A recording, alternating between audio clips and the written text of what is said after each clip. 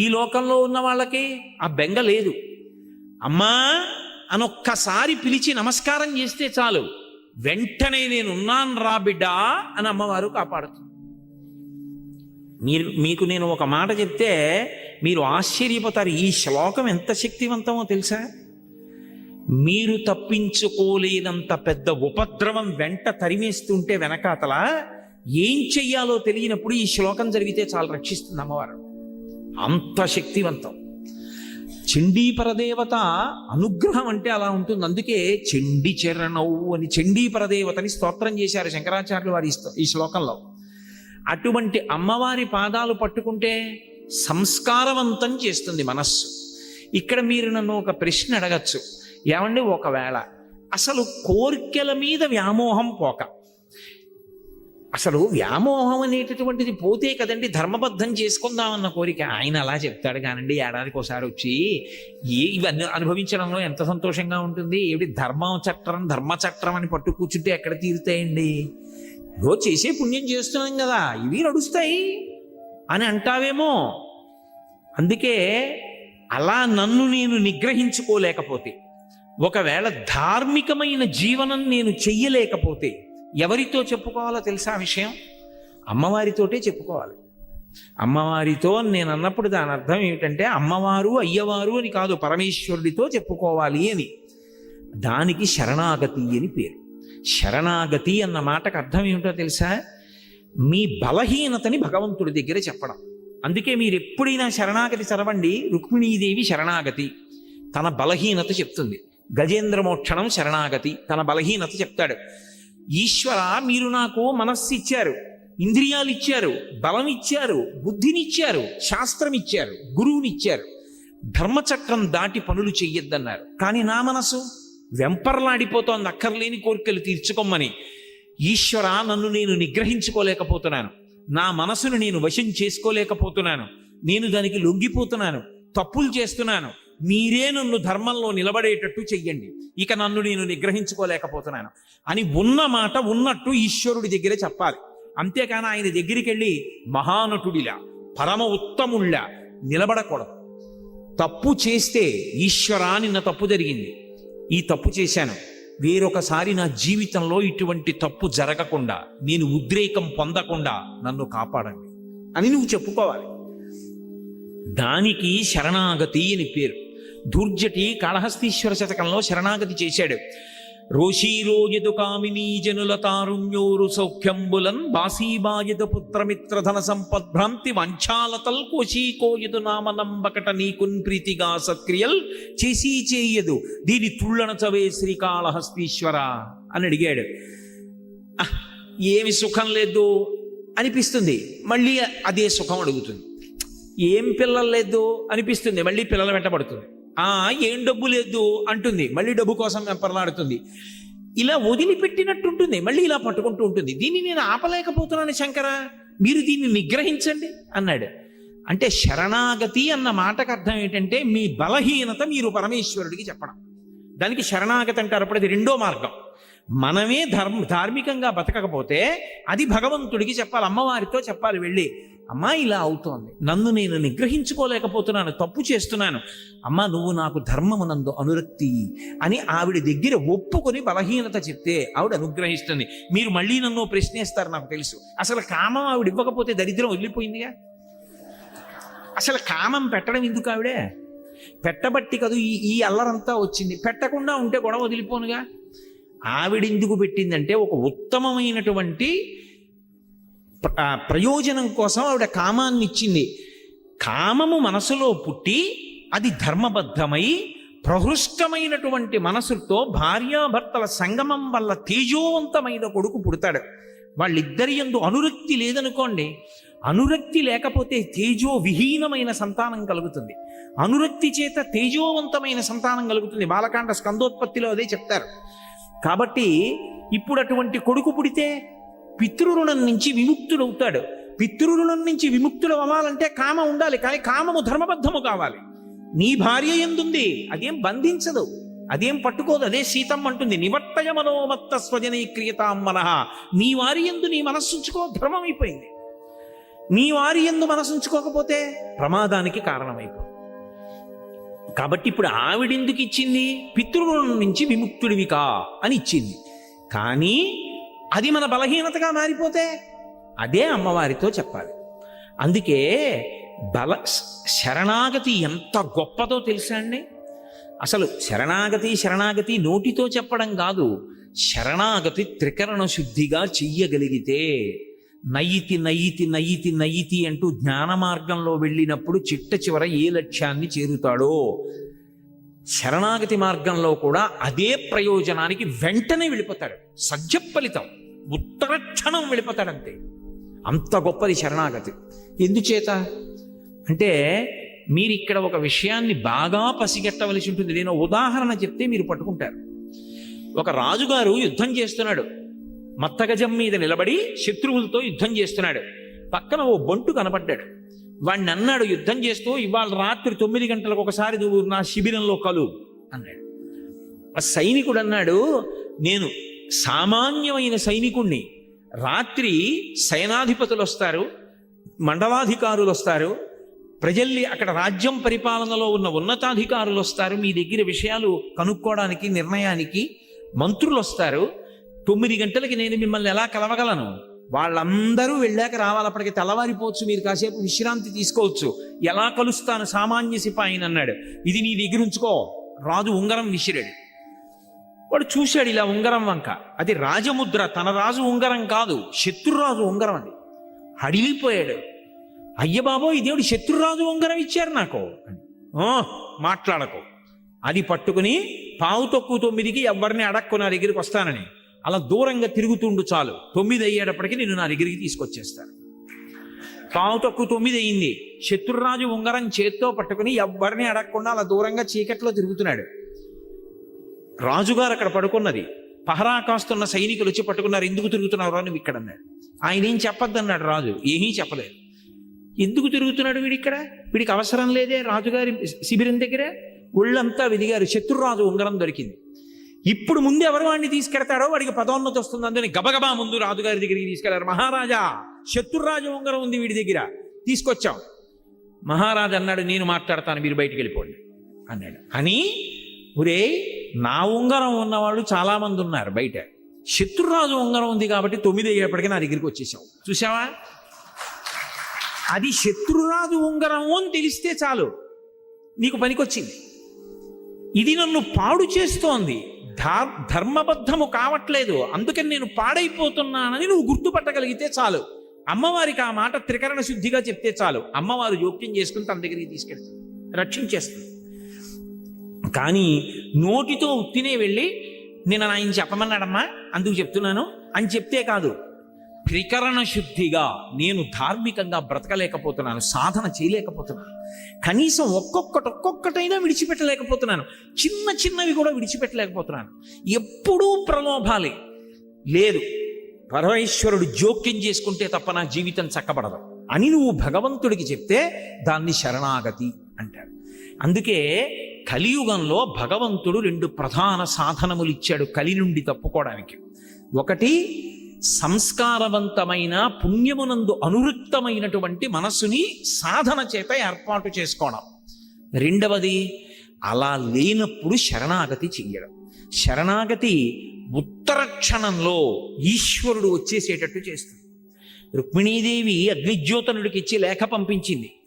లేఖ పంపించి ఘనుల ఆత్మీయతమో నివృత్తి కొరకై గౌరీశు మర్యాద యవ్వని పాదంబుజతో యమందుములుగన్ వంచింతురో అట్టి నీ అనుకంపన్ విలసింపని ని వ్రతచర్యన్ 100 జన్మంబులన్ నిన్నే చింతించుచు ప్రాణములు విడచదన్ నిక్కంబు ప్రాణేశ్వర శ్రీయుతమూర్తి ఓ పురుష సింహము పాలి సొమ్ము గోమాయువు కోరు చందమున ఈ దురాత్ముడు చైత్యుడు నీ పదాంబుజ ధ్యాయనైన నన్ను వడిదా కొనిపోయుదనంచునున్నవాడు ఎరుగడు అద్భుతమైన భవత్ప్రతాపమున్ అని ఆ తల్లి నువ్వు వెంటనే వచ్చి నన్ను రక్షించాలంది. చదివాడంతే లేఖ, శరణాగతి, ఇదిగో వస్తున్నానన్నాడు. వెనక్కెళ్ళి అన్నయ్యకి కూడా చెప్పలేదు. రథం ఎక్కేశాడు.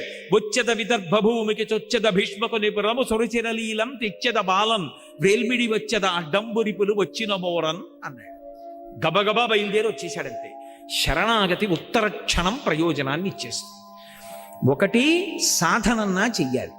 అంటే సాధన ఎందు ఒడుదుడుకులు ఉంటాయి. మనసు వెంటనే మాట వినదు. అది వింటలేదని దానితో ఘర్షణ పడకుండా మెల్లమెల్లగా ఒక్కొక్కటైన దుర్గుణములు విడిచిపెట్టే ప్రయత్నం చెయ్యాలి. అసలు నేను ఏమీ చేయలేకపోతున్నాను అనుకుంటే ఆ విషయం భగవంతుడికి చెప్పాలి. అది శరణాగతి. ఇప్పుడు సాధన అన్న మాటకు అర్థం ఏమిటంటే మనసుని సంస్కారవంతం చేసుకోవడం. మీకు నేను ఇందాక చెప్పా, పునర్జన్మ దాని మీదే ఆధారపడుతుంది అని.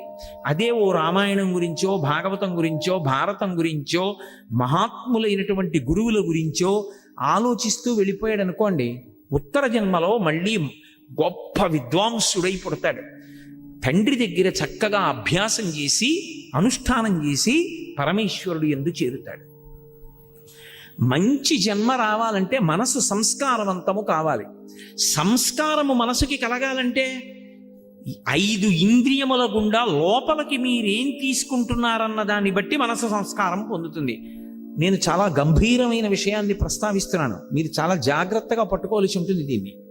నేను ఒక మొక్క వేశాను అనుకోండి, ఆ మొక్క బ్రతకాలి అంటే అబ్బా దొరికిందండి మొక్క, నాకు దాని మీద ఎంత ప్రేమో అని తీసుకొచ్చి మా పడగదిలో పెట్టాను అనుకోండి, దానికి వెలుతురు ఎక్కడి నుంచి వస్తుంది? 2 రోజు చచ్చిపోతుంది. దాని మీద నాకు ప్రేమ ఉండి అది వర్ధిల్లాలంటే దానికి నీళ్లు పొయ్యాలి, సూర్యరశ్మి తగలాలి, మేకలు తినేయకూడదు, చీడ పట్టకూడదు, పురుగులు పట్టకూడదు, కాపాడుకోవాలా వద్దా? అప్పుడైనా అది పెద్ద చెట్టు అవుతుంది. అలాగే అసలు మనస్సు సంస్కారవంతము కావాలనుకోండి, మనస్సులోకి మనసుని ప్రభావితం చేసేవి ఏవి పెడుతున్నాయి అన్నది ప్రధానం. ఇది సాధన. నీకిచ్చిన జ్ఞానేంద్రియములు 5 గుండా లోపలికి వెడుతూ ఉంటాయి విషయములు. అవి ప్రభావితం చేస్తాయి మనసుని. నేను కంటితో ఏది చూస్తున్నానో మనసు దాన్ని పట్టుకుంటుంది. అందుకే ధ్యానంలో దీపం వంక చూడండి అంటారు. దేన్ని పట్టుకోవడమైనా కష్టమేమో కానీ దీపం వంక అలా చూశాననుకోండి, ఒక్క క్షణం దీప శిఖ ఇలా వెలుగుతూ ఉంటుంది. కళ్ళు మూసుకున్నాను అనుకోండి, కళ్ళ ముందు కదులుతూ దీప శిఖ కనపడుతుంది. నేను ఏది చూస్తున్నానో అది నా మనసుని ప్రభావితం చేస్తుంది. నేను మీకు ఒక ఉదాహరణ చెప్తాను. నేను అలా నడిచి వెళ్ళిపోతున్నాను, ఒక వ్యక్తి తీవ్రమైన వేగంతో కారులో వెళ్ళిపోతున్నాడు. ఓ కుక్క పిల్ల పరిగెట్టింది. ఆ కుక్క పిల్ల అలా పరిగెత్తింది, నేను వెనక్కున్నాను. కుక్క పిల్ల కారు కింద పడిపోయిందేమో, ఒక్క క్షణంలో నేను నిత్తుటి ముద్ద చూస్తానేమో. ఇప్పుడు నా మనసు స్వస్థతగా ప్రశాంతంగా ఉంటుందా? ఏదో ఒకటి కనపడే వరకు ఉద్విగ్నతకి లోనైపోతుంది. అబ్బా ఏమవుతుందో, అంత వేగంగా వెళ్ళిపోయాడు అని. అలా వెళ్ళిపోయిన తర్వాత కుక్క పిల్ల అలా భయంతో ఉండిపోయి కారు చక్రాలు అలా వెళ్ళిపోయి బతికిపోయి కుయ్యి కుయ్యి కుయ్యి కుయ్యి అందనుకోండి, అమ్మా బతికిందిరా బాబు, ఇది చచ్చిపోవడం చూస్తే నిజంగా ఇవాళ నా మనసు వికలమైపోయి ఉండేది అనుకుని, ఈ దిక్కుమాలిన కుక్క పిల్ల ఇలాగే తిరుగుతుందో ఏమిటో అని గబుక్కుని పట్టుకుని తీసుకెళ్ళి మళ్ళీ ఎక్కడో పెట్టేసి మీరు వెళ్ళిపోరా? అయినా మీ మనసు మీద అది ఒక 10 నిమిషాలు ప్రభావం చూపిస్తుంది. అది ఏమైనా అయిపోయి ఉండుంటే అని. ఒక విషయాన్ని మీరు చూస్తే మీ మనసు తీవ్రంగా కదిలింది. నిరంతరం మనసుని పాడు చేసేవే చూస్తుంటే మనసు సాత్వికంగా ఎందుకు ఉంటుంది? ఉంటుందా? ఉండమంటే సంస్కారం ఏర్పడమంటే ఏర్పడుతుందా? ఒక్కనాటికి రాదు. అలాగే చెవులు. అందుకే వేదం ఇప్పుడు ఏం చెప్తుండంటే ఈ 5 జ్ఞానేంద్రియములు భగవత్పరములగుగాక అని అడుగుతుంది. చెవి వెంట అస్తమానం వినకూడనివే. అన్ని విన్న తర్వాత మనసు దేని గురించి ఆలోచిస్తుంది? అవే ఆలోచిస్తుంది. వాసన ఏది రెచ్చగొడుతుందో, ఏది రజోగుణాన్ని కల్పిస్తుందో అవే వాసన చూస్తున్నాడు. మనస్సు తీవ్రంగా కదలకుండా ఎలా నిలబడుతుంది? తినకూడనివి తింటున్నాడు. మనసు వ్యగ్రతతో ఉండకుండా ఎలా ఉంటుంది? ముట్టుకోకూడనివి ముట్టుకుంటున్నాడు. మనసు వ్యగ్రత పొందకుండా ఎలా ఉంటుంది? ఇప్పుడు మనసు సంస్కారవంతం కావాలి అని చెప్తున్నాయా, చాలా మంచిగా ఉండండి అని చెప్పి కంటి నుంచి లోపలికి వెళ్ళకూడనివి, చెవి నుండి లోపలికి వెళ్ళకూడనివి, అన్నీ లోపలికి పంపిస్తున్నావు, మనసు ప్రశాంతంగా ఉండు అంటే ఉంటుందా నాకు చెప్పండి. మీకు నేను ఒక కుక్క పిల్ల ఉదాహరణ చూపించా. కుక్క పిల్లకే అంత కదిలిపోతే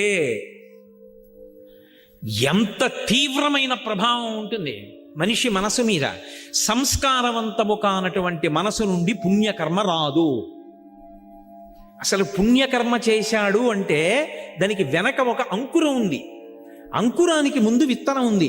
బీజస్యాం తరివంకురో జగదిదం ప్రాంగ్ నిర్వికల్పం పునః మాయా కల్పిత దేశ కాల కలన వైచిత్ర చిత్రీకృతం అంటారు శంకరాచార్యులు వారు దక్షిణామూర్తి స్తోత్రంలో. అసలు విత్తనం ఉంటే కదా అంకురం రావడం, అంకురం వస్తే కదా చెట్టు అవ్వడం, అసలు సంస్కారం ఉంటే కదా మంచి ఆలోచన రావడం. సంస్కారం మనసులో లేదనుకోండి, అది పైశాచికానందాన్ని పొందడం మొదలు పెడుతుంది. ఎవడో బాధపడుతుంటే వీడు సంతోషిస్తూ ఉంటాడు. మంచి పని చేద్దాం, మంచి పని చేద్దాం, ఎవరికన్నా ఉపయోగపడదాం, ఎవరైనా సంతోషపడితే మనం చూద్దాం అన్న ఆనందం ఒకటి మనసులోంచి ఉద్భుతము కావాలి అంటే ఏది ముందు లోపలికి వెళ్ళాలి? మంచి విషయాలు లోపలికి వెళ్ళాలి. మంచి విషయాలు లోపలికి వెళ్ళాయి అనుకోండి, మంచి సంస్కారం ఏర్పడుతుంది. మహాత్మా గాంధీ గారు రైలు పెట్టే చివర నిలబడ్డారు, రైలు వెళ్ళిపోతుంది. అకస్మాత్తుగా ఇంక చెప్పు జారిపోయింది ఒక ఆల్ది, వెంటనే రెండో చెప్పు వదిలేశారు. పక్కనున్నవాడు అన్నాడు, అది రెండో చెప్పు వదిలేశారు ఎందుకన్నాడు. ఆయన అన్నారు, ఒక చెప్పు ఉంటే నాకెందుకు ఉపయోగపడుతుంది, రెండు వదిలేస్తే దొరికిన వాడికి ఉపయోగపడతాయి, అందుకే వదిలేశాను. అంత ఉత్తరక్షణ నిర్ణయం ఎలా చేశారు అంటే మనసు సంస్కార భూయిష్టం. అందుకే చిట్ట చివర తుపాకీ పెట్టి గుండు కాలిస్తే హే రామ్ హే రామ్ హే రామ్ అన్నారంటే ఎలా వస్తుందా ఆ మాట? ఇన్ని కోట్ల మంది వెళ్ళిపోతున్నారు. భీష్మాచార్యుల వారికి స్వచ్ఛంద మరణం ఉంది కాబట్టి విష్ణు సహస్రం చెప్పారు. దశరథ మహారాజు గారికి రాముడి మీద పుత్రవ్యామోహం ఉంది కాబట్టి రామా అన్నాడు.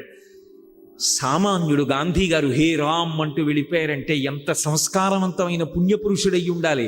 అటువంటి వారు మనకి జాతిపిత కావడం మనం ఎంత గర్వించదగ్గ విషయం.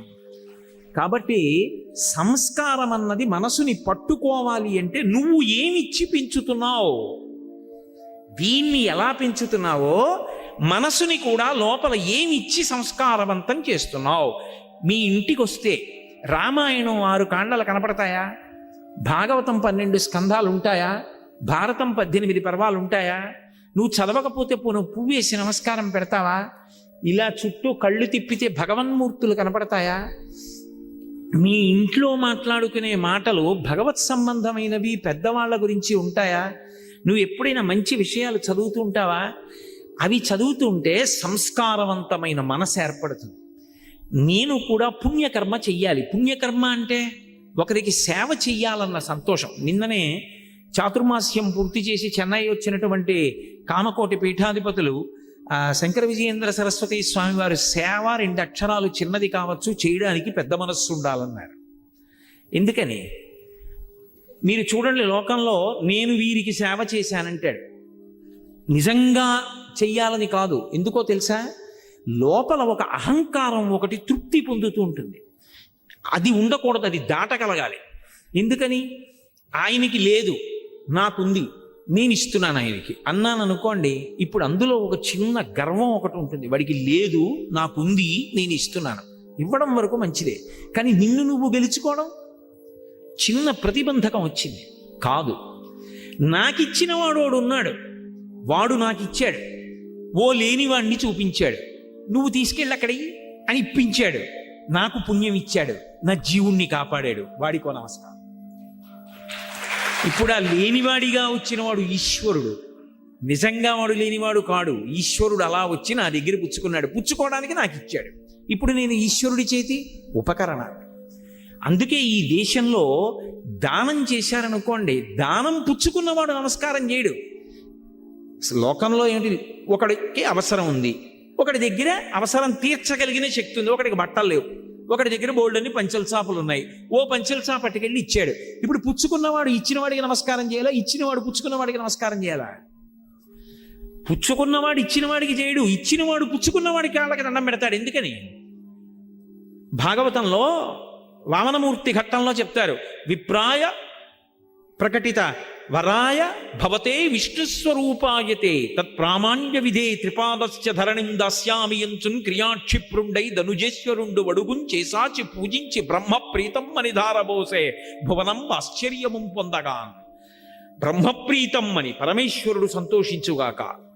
ఆయన రూపంలో వచ్చినవాడు ఈశ్వరుడు. ఇవ్వగలిగినటువంటి ప్రజ్ఞనిచ్చింది ఆయనే.